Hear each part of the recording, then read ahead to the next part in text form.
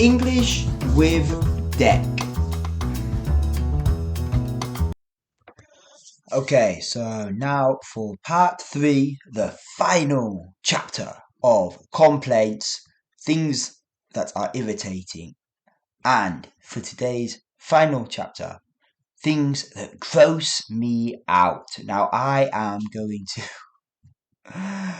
just say this in advance. If you are cooking or eating, maybe best to either pause until later or skip this episode, or if you are feeling pretty brave, you know, stick with it, but you have been warned. Please don't hate me. I have given you fair warning. Okay. Now, if you do find any of these icky or disgusting, feel free just to run away. Turn it off. There is a button. But if you are feeling like you want to learn some specific English, then let's go. Okay, now I'm feeling a bit just talking about a couple of these.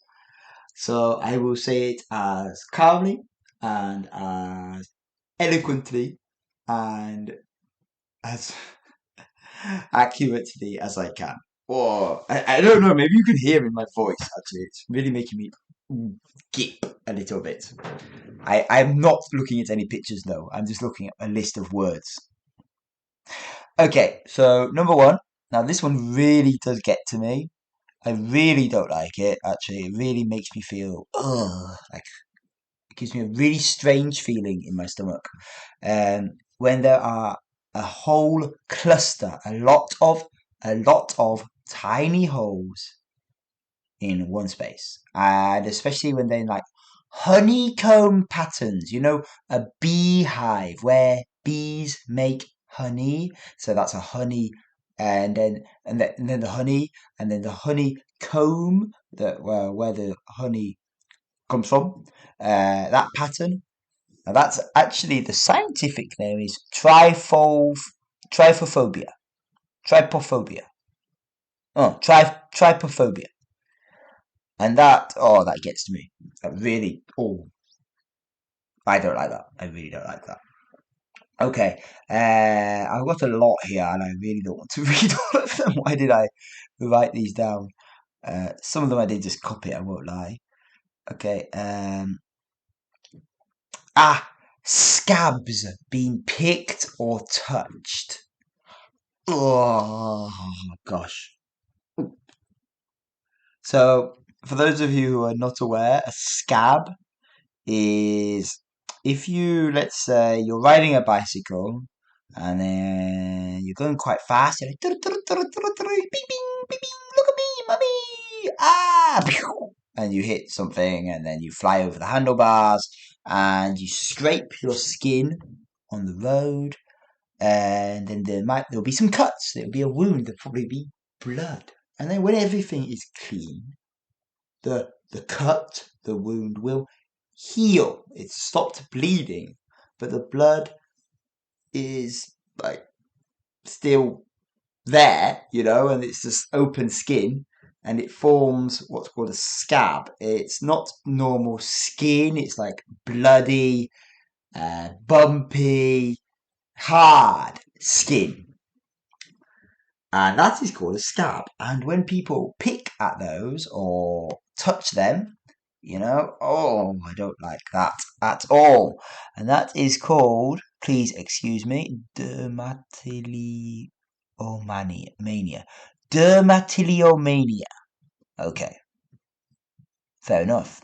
Okay, now this next one. Now this cannot always be helped. But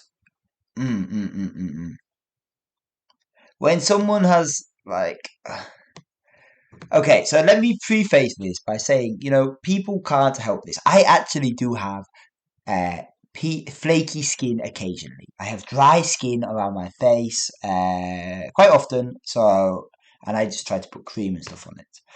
But some people, if they have dry, flaky skin, and then they just sort of rub their skin absent-mindedly and maybe even eat it a little bit. Like they pull a bit off. They like, ah, and then they don't really care.